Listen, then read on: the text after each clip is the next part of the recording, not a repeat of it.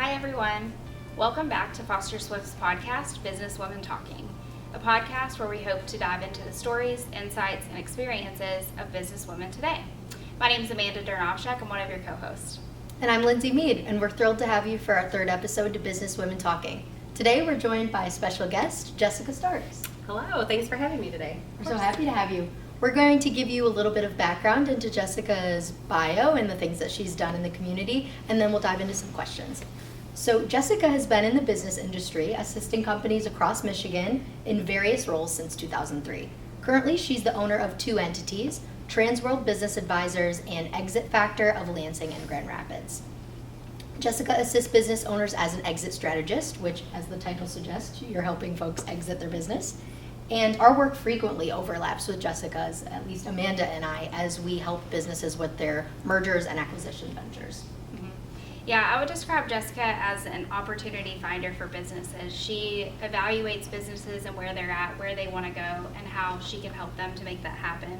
So as Lindsey mentioned, she helps them with exit planning, mergers and acquisitions, business and franchise sales, marketing, development, and she can provide broker opinions for certain valuations. So in addition to owning those two companies, she is an organizer of the Capital Commercial Connections, which is a group of commercial real estate brokers, and they surround themselves with people that help get deals to the finish line. So title company, environmental companies, surveyors, appraisers, to get the deal to the closing. Amazing. And so you have been involved with that company for 8 years, or that association of people. Yep. Mm-hmm. And you also collaborate with other business specialists throughout mid-Michigan and Michigan generally to assist those businesses with those transactions. Absolutely. Yep. Cool. One last thing that I wanted to mention was that you serve on the board of Child and Family Services as well. It's a really important organization to our community, for sure. Absolutely. So let's just jump right in. Okay. You're a franchise owner with Transworld Business Advisors. Mm-hmm. How did that business come about? What made you want to start that business in our community? Yeah, so Transworld Business Advisors, we are the world's largest business brokerage throughout the United States and also internationally. So how they expanded was they expanded through franchising, and so I'm a local franchise owner.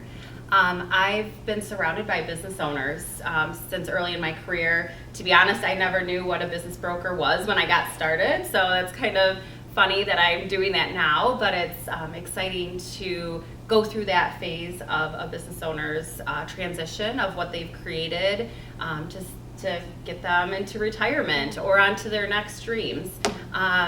So it's really rewarding to work alongside business owners and see what they've evolved within their business and grown with their employees and their customers. Yep. So it sounds like maybe this wasn't always a dream to be like a business owner. When did that come up then? When did that begin? I don't think I have any business owners in my family. Like I mean maybe an uncle is, but other than that, it's not like something that I grew up in knowing. How did it evolve? I really enjoyed working at the banks I was at. My colleagues, bosses were wonderful. But my husband and I, we started investing in not commercial real estate, but residential real estate. Yeah. We had our boys and they were into activities, and it was just becoming quite a lot on my plate to have this work and then have this life and then have this other investment business on the side that I really needed to make that all one. And by starting my own business, knowing I can do this for companies and help them transition, just gave me the ammunition, and my husband being supportive. I mean, I'm sure he was a little worried at the in the background. I actually had a friend ask or say that, is Jessica going to make it? Is it going to be okay? And she's like, yes, she's going to do great. It's going to be okay. But just having that support to be able to leave corporate America was great. Yeah, that's a huge step. I know a lot of women think about that, and kind of when kids come into the picture, it's a perfect time to say, this isn't quite working. What can I do? Yeah. It makes me curious, though. I know that we mentioned you have two companies, so Transworld and then Exit Factor. When did Exit Factor come into the mix, and what was the reason for that, and how is that different than Transworld? So Transworld, we help businesses sell. I've been doing that for about 9 years. So when a business is ready to go to market, we confidentially market their business for sale. But we say businesses' average sale time is 8 to 9 months. Some sell quicker, some take longer, some unfortunately never sell. And so through seeing this process of expectations of sellers, of the value of their business, or the timeline it takes them to sell, Exit Factor really came into play. It's a sister company to Transworld, in getting those businesses ready. So realistically, what's your business worth? Okay, if you want to sell for that heightened price, what can we do in the steps to get there? And so something I've learned through the process, and when I chose to invest in Exit Factor a year ago, is I can't do it all by myself. Yes. So growth has been my word for the last year and a half, because I need to grow my team to service the clients, and the more I grow my team, the more clients we can serve, and it's just such a need in the community. You know, I'm not a residential real estate agent, I'm not a commercial broker. I am licensed real estate, but my focus is on selling operating businesses, or with Exit Factor, getting businesses ready to sell. So in the business realm. Yeah. So knowing that, you know, you talk about taking this leap, maybe other folks, not your husband, were questioning whether it would be successful because you had held other roles, like as an accountant or a bank relationship manager, right? How did maybe those roles or your experience then make you feel like you could take this on? How did that experience kind of make you feel confident that this was a good next step? So I had a manager, one of my most recent managers, and he's great, but he's like, Jessica, you have a little crazy in you. You know, as entrepreneurs, you have a little crazy in you. You know, you're taking huge risks in doing this. And so that, I mean, I'm good with that compliment that I had. So yes, there is a little crazy, but every experience that I've had led me to where I am. And I think that's true for anybody. Any experience you had in high school or college, or, you know, go into college and then a degree or trade or whatever is going to get you to the next thing. You just have to be open to it. You know, my dad was a GM employee for 40 plus years, you know, and that was his only job. You know, I was changing careers and gaining different experiences. And I think that might be new to our generation, or you're a little bit younger than me, but the generations, you know, switching careers, but also just getting those experiences along the way. So it really helped feel confident in my skill set to provide the service I do. Yeah. Great. I know in prior conversations when we had talked about Transworld, and you and I had worked on the LEAP training last year for succession planning for businesses, and one thing that I remember you mentioning is a drive towards this type of business because there's a lot of baby boomers that are looking to exit and retire. And so I'm just curious if that's still like a big driver for your business, or do you see all generations that are needing the service of transitioning out of their company, and kind of what does that look like for you now? Yeah, definitely. Baby boomers were like, they're talking about this silver tsunami. Yes. And that is very true. I mean, all these baby boomers need to exit their business. Trillions of dollars are going to pass down, which is going to be quite interesting. I think our whole economy is just, I don't know, I just can't even fathom what that's going to look like. But that being said, these businesses have so much value in them, goodwill, customers, employees, that there is transferable assets beyond just inventory, equipment, real estate. So there's a lot of value in the intangibles of businesses. So I am seeing younger generations selling. You know, I think that the baby boomers have created their businesses, have held on to it, have an emotional tie to it. They have family maybe involved. So they might have carried their businesses longer than what we're going to see this next generation. This is my prediction. But you're having the next generation buy it as like a third-party buyer, maybe not family, but third-party buyer, and they're looking at an investment strategy. They're looking at the next challenge and excitement and the growth of it. It's an investment. I mean, there are going to be buyers out there who are attached to these businesses that they're buying, but I just don't think they're going to hold on to it as long as the baby boomers have held on to their businesses. So I've talked to a few 50-year-old business owners recently, and they're ready for, you know, what am I going to do when I grow up phase. You know, I might want to retire at 65, so I have a good 10, 15 years to go, and now's my time. So I'm seeing that rejuvenation of energy, but just in a different focus on these sellers. Yeah. I love what you said when you were comparing how our generation is kind of handling their jobs and their roles to your dad, and like having the same job his whole life. Even my parents, like they've had, or my dad at least, has had the same job his whole life, the same company.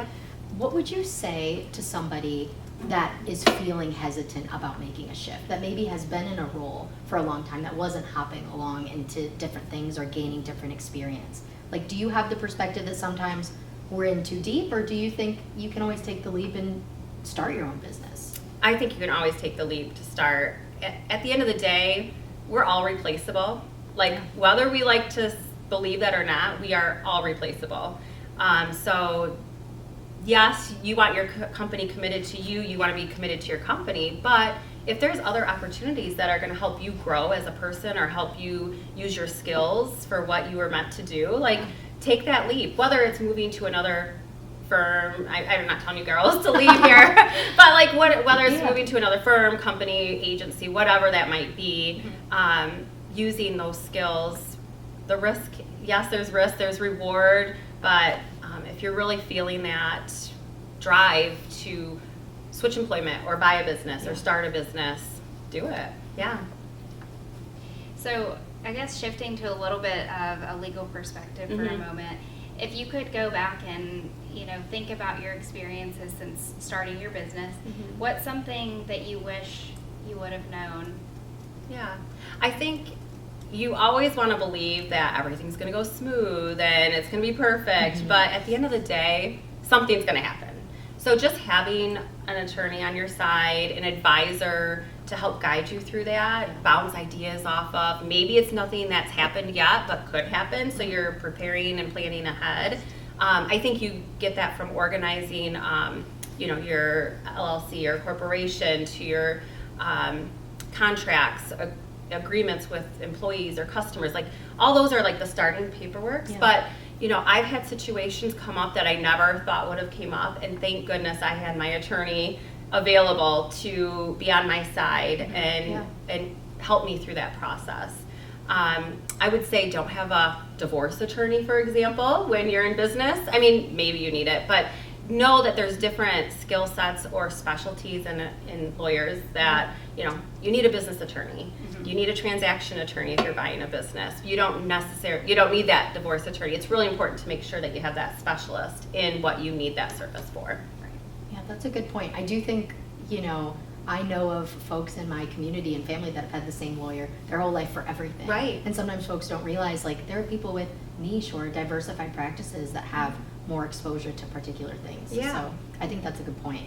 But I'm also curious, Jessica, knowing that you were talking about your family and having kids and your husband and that side of your life, how does the balance come into play as an owner of two businesses? How do you make time for, like, the community involvement that you share that's important to you?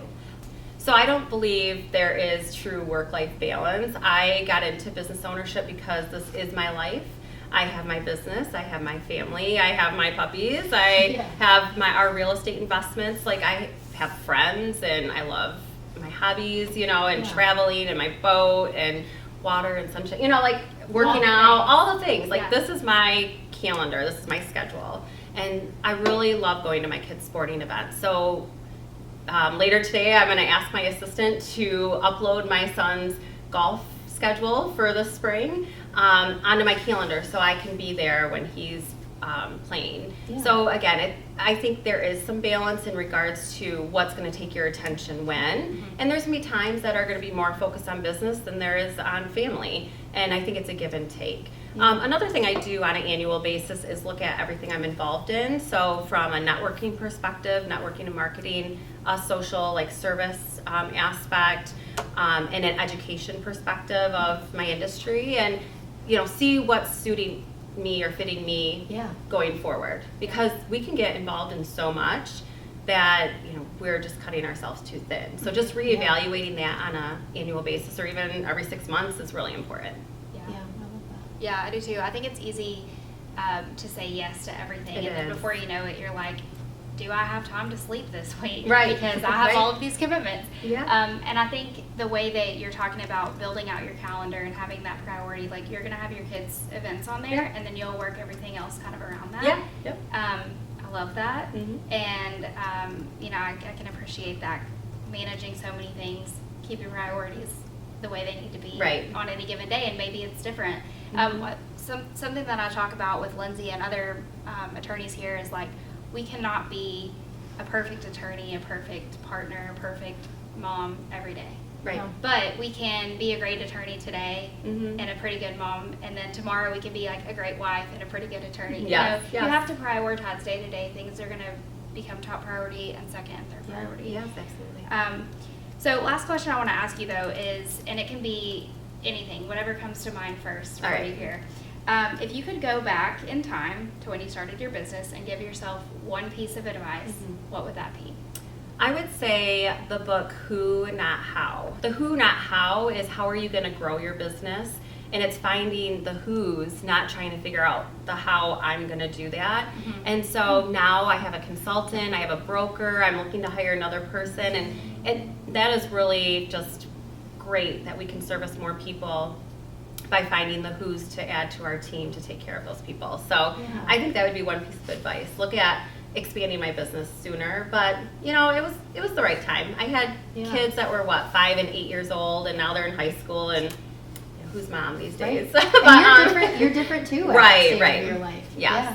So. Oh, I love that answer though. I think sometimes we can tend to wish we had all the answers at the moment we begin. But I love the idea of like taking a moment and pausing and saying, I probably needed a community around me more than I allowed at that time. Yes. Yeah. I think that's a theme in the first 2 episodes of the podcast. Oh. Our previous guests also talked about the value of having your mentors and your team, Yeah. people to bounce ideas off of, and that's similar to what you're saying. Yes. You got to find your supporters and move forward as a team with those people. So I love that. Yes, Yeah. it's great. Well, thank you so much for your time today. We Thanks really for having appreciate me. it. Yes. It's been great to learn more about your businesses, how you manage everything that you do, and we really appreciate you coming on today. Thank you. This was great. Thank Appreciate you, it. Jessica. Link to this podcast is my contact information, Lindsey's contact information, and we will also provide Jessica's contact information if you'd like to reach out to any of us for questions or comments. And you can find more information about our podcast on the Foster Swift website. If you're interested in being a guest like Jessica was this week, feel free to email us at info@fosterswift.com. And if you missed the previous episodes that we're talking about, you can check that out on our firm's landing page dedicated to the podcast called Businesswomen Talking, or our YouTube channel, where this episode and our other episodes will be featured, as well as resources if you're a women entrepreneur yourself and are looking for information on things like women-owned business certifications. So check that out as well. And thank you again so much, Jessica. It was great to have you. Thank you. See you next time on Businesswomen Talking.